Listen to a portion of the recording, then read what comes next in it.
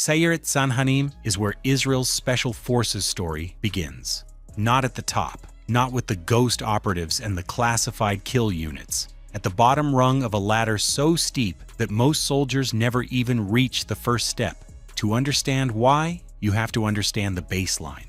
Israel's military, the IDF, is not a volunteer army of professionals. It is a nation in uniform. Every Jewish citizen serves, men for 3 years, women for 2. And from the moment conscription begins, the system is sorting constantly, ruthlessly, looking for the ones who can go further. Most can't. The ones who can get pointed toward units like Sayeret Sanhanim, the reconnaissance element of the 35th Paratroopers Brigade. Founded in the early 1950s, built on 3 principles: insert fast, move deep, hit hard.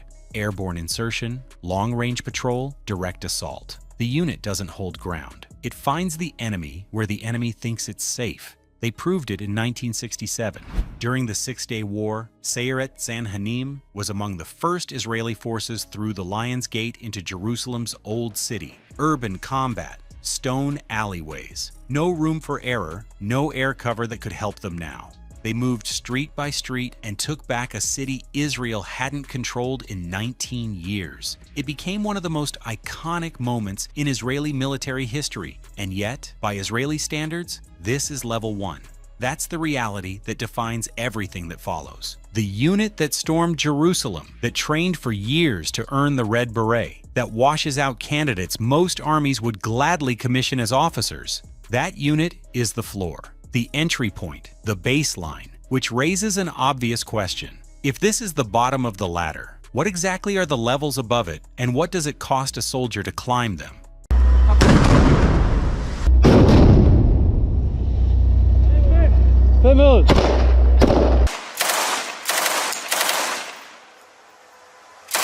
Sayeret Golani doesn't just fight for Israel, it fights for itself. That distinction matters. Most military units draw identity from mission and doctrine. Golani draws it from something older, something closer to mythology. Soldiers in the Golani Brigade tattoo the unit's tree emblem on their bodies before they graduate, before they've fired a shot in combat, before they've earned anything except the right to keep showing up.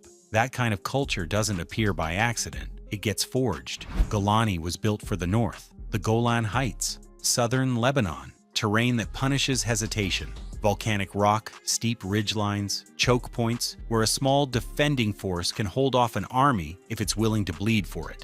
In 1973, Golani proved exactly how much it was willing to bleed. During the Yom Kippur War, Syrian forces came across the Golan in numbers Israel hadn't anticipated. Hundreds of tanks, coordinated, fast. At a fortified position called Tel Fahar, Golani fighters held their ground against Syrian armor in close-quarters combat so brutal, so sustained that military colleges still study it today. Not as a curiosity, as a masterclass. They held. 3 decades later, a new war. Same unit, different enemy. In 2006, Sayeret Golani moved into Bint Jbeil in southern Lebanon, a Hezbollah stronghold, and fought house to house against fighters who had spent years preparing exactly that battlefield. Golani took serious casualties and kept moving. The unit earned a formal citation that reshaped how the IDF thought about urban warfare doctrine. Golani bleeds and advances. That's the identity, that's the culture. But there's a ceiling to what sheer toughness can accomplish, because the next level wasn't built on toughness. It was built on a failure so total, so humiliating, that Israel had no choice but to invent something that had never existed before. Sayeret Matkal was not built from ambition. It was built from failure. The late 1940s and early 1950s were a brutal education for the young Israeli state. Fedayeen raiders, Palestinian militants operating from Egypt, Jordan, and Syria, crossed the border freely. They hit villages, they hit roads, they disappeared back into the desert before Israel could respond. The IDF could defend, it could retaliate, but it couldn't reach them. Not where they planned, not where they trained, not deep inside hostile territory with no support and no map that meant anything. That gap had a human cost measured in civilian lives. So in 1957, Israel built something to close it, Sayeret Matkal, a deep reconnaissance and counterterrorism unit reporting directly to military intelligence. modeled loosely on Britain's SAS, funded quietly, mentioned never. For years, most Israelis didn't know it existed. Then came 1972. On May 8th, Black September operatives hijacked Sabena Airlines Flight 572 and forced it to land at Lod Airport outside Tel Aviv. 90 passengers, in 2 terrorists with explosives. A deadline. MATCAL operators approached the aircraft disguised as airline ground crew, technicians, baggage handlers, ordinary people doing ordinary things on an airport tarmac. They moved to the plane. They breached simultaneously. In under 2 minutes of gunfire, both terrorists were neutralized, and all 90 hostages were alive. One of the operators wounded during the breach was a 22-year-old named Benjamin Netanyahu. He would later become prime minister. The unit's commander that day was Ehud Barak, himself a future prime minister, who the following year would walk through Beirut in a dress wig and makeup as part of a MATCAL assassination operation, targeting senior PLO figures. That is the tier of person MATCAL produces. The selection process, called Gibush, lasts multiple days without sleep, without explanation, without any published pass rate. Candidates frequently don't learn whether they passed for weeks afterward. The uncertainty is deliberate. MATCAL wants to know what a man does when he has no information and no end in sight. Most men quit, the ones who don't become MATCAL. But hunting individuals at an airport is one thing. What MATCAL couldn't do, what no military unit could do, was chase a terrorist network across an entire continent, city by city, for a decade. That required something else entirely. Something with no uniform, no rank, and no name it would ever admit to.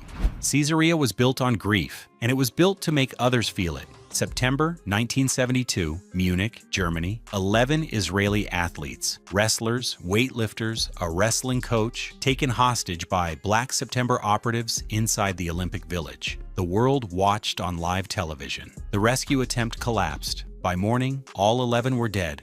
Israel did not hold a press conference. It did not file a formal protest. It opened a file. Prime Minister Golda Meir authorized Operation Wrath of God, a systematic, long-term campaign to find and eliminate every individual who planned, funded, or facilitated the Munich massacre. The operational instrument was Caesarea, the clandestine action division of Mossad. Its direct action element, Kidon, meaning bayonet, would do the work. No uniforms, no military rank, no acknowledgement.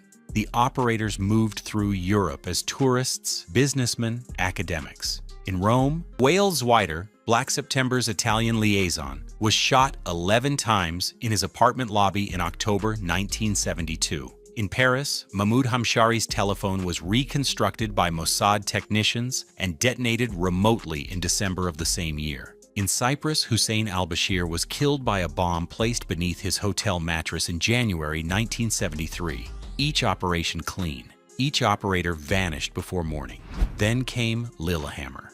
In July 1973, Kidon team in Norway identified a target they believed was Ali Hassan Salama, the chief planner of Munich. They were wrong. The man they killed was Ahmed Bouchiki, a Moroccan waiter with no connection to Black September whatsoever. He was shot on a public street in front of his pregnant wife. Norwegian police arrested several Mossad operatives within days. The international fallout was severe. The mission was suspended. Israel's intelligence establishment faced its most public failure in years, not because they had hunted killers, but because they had killed the wrong man and left witnesses. Kidon survived the scandal, refined, continued. But what Lillehammer exposed was a permanent truth about covert operations. The further you operate from accountability, the more catastrophic your mistakes become. No rank protects you. No uniform explains you. There is only the outcome and whoever it falls on. The next unit operates under equally unforgiving conditions, except their battlefield isn't a European city street. It's the black water underneath one.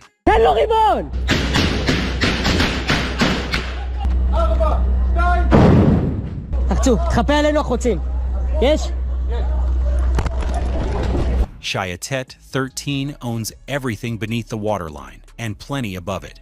It is Israel's Naval Special Forces unit, founded in 1948, the same year the state itself was born.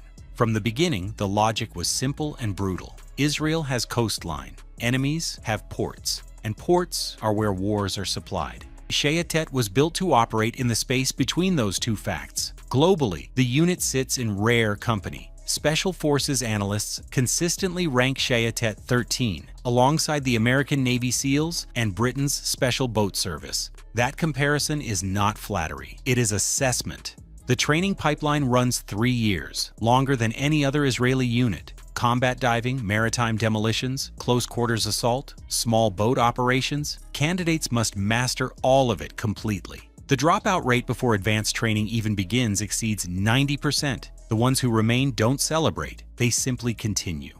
The operational record reflects the investment. In 1969, during the War of Attrition with Egypt, Shayatet launched Operation Raviv, one of the most audacious raids in Israeli military history. Operators moved deep into Egyptian territory along the Gulf of Suez. Over 18 hours, they destroyed radar installations and high-voltage power infrastructure across a wide stretch of Egyptian-controlled land. Egyptian forces never saw them coming, never caught them leaving.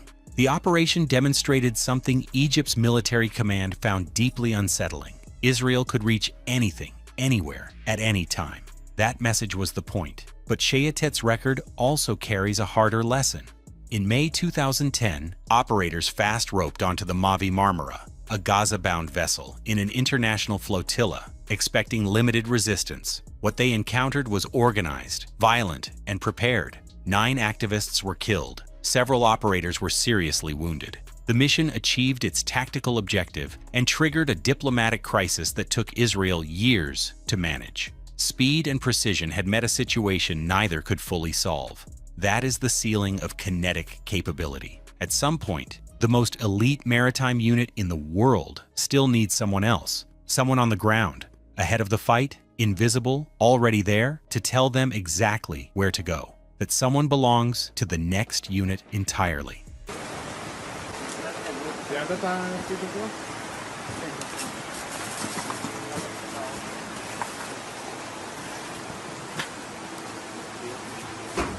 Shaldag is the unit that makes every other unit more lethal. It operates in the space between ground and sky, the critical gap where intelligence becomes firepower, where a coordinate becomes a crater. Officially, part of the Israeli Air Force. Practically, something harder to categorize. Shaldag operators move on foot through denied territory, locate targets with precision measured in meters, and guide munitions onto them with a margin for error that simply does not exist. The unit's name means kingfisher in Hebrew, small bird, devastating strike. The metaphor holds.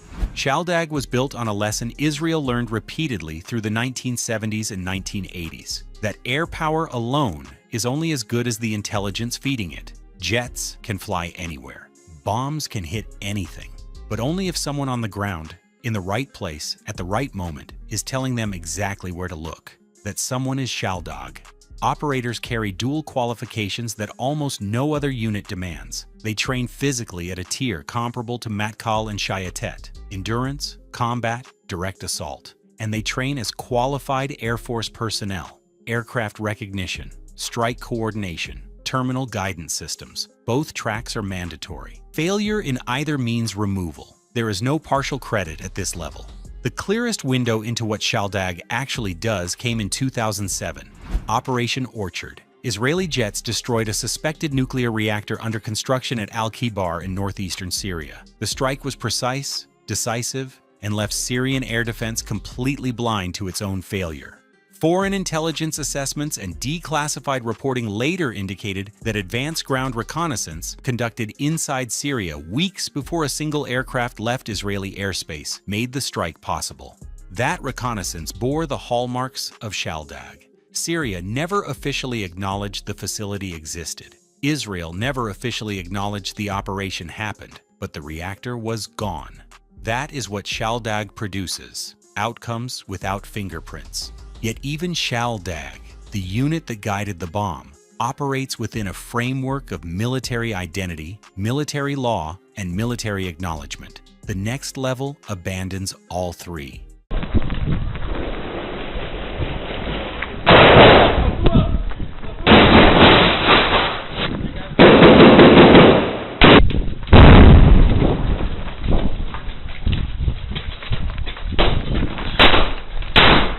Yamam is not a military unit, and that is precisely what makes it extraordinary.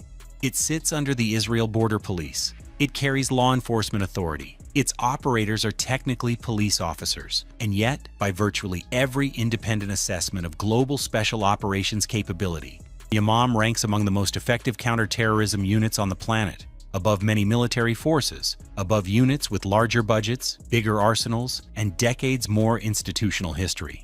The paradox is the point. Yamam was forged in tragedy. In May 1974, 3 Palestinian militants seized a school in Ma'alot in northern Israel. They took more than 100 students hostage. The military rescue attempt that followed was catastrophic. 22 children were killed, dozens more wounded. The operation exposed a devastating gap. Israel had elite soldiers, but no unit specifically engineered for high-density civilian environments, where the margin between rescue and massacre could be measured in seconds. Yamam was the answer. Built from the ground up around a single doctrine: speed, precision, and the preservation of innocent life above all other tactical priorities. Where military units operate under rules of engagement calibrated for warfare, Yamam operates under criminal justice standards, every action legally defensible, every shot accountable. That constraint, which sounds like a limitation, became the unit's greatest strength. It forced a level of precision that pure military doctrine never demands. The operational record reflects it: over 2,000 counterterrorism operations, a hostage survival rate that analysts cite as among the highest ever recorded for a dedicated CT unit. But Yamam's identity wasn't handed to it. It was fought for. In 1984, the Bus 300 affair drew a sharp and permanent line. Shin Bet agents executed 2 Palestinian hijackers after Yamam operators had already secured them alive. The scandal reverberated through Israeli institutions for years. For Yamam, it became a defining moment, a confirmation that the unit existed to enforce a standard, not merely achieve an outcome. But that distinction between standard and outcome is what separates civilization from the thing it's trying to protect itself from. Yamam chose the standard and built a legacy on it.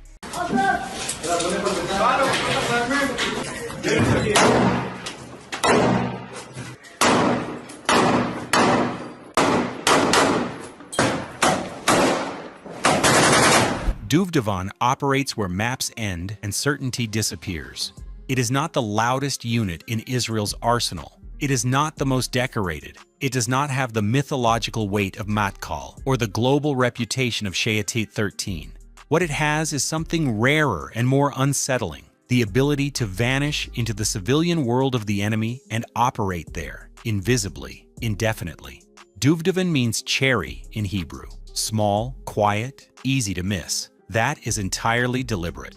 Founded in 1986, the unit was built for a specific and extraordinarily sensitive mission: undercover operations inside Palestinian population centers. Operators dress in civilian clothing. They speak fluent Arabic. They move through markets, alleyways, enceintes, and refugee camps as ordinary people: merchants, laborers, residents, while conducting arrest or elimination operations against high-value targets that conventional forces could never approach without triggering immediate recognition and violence. The First Intifada made Duvdevan necessary. When the uprising began in 1987, the IDF found itself facing a new kind of problem. The enemy wasn't massed on a border. It was dispersed through dense urban populations, shielded by geography and community. Conventional raids announced themselves. Helicopters announced themselves. Armored vehicles announced themselves. Duvdevan announced nothing. It simply appeared, and by the time anyone understood what had happened, it was already gone. The moral complexity never disappeared with it.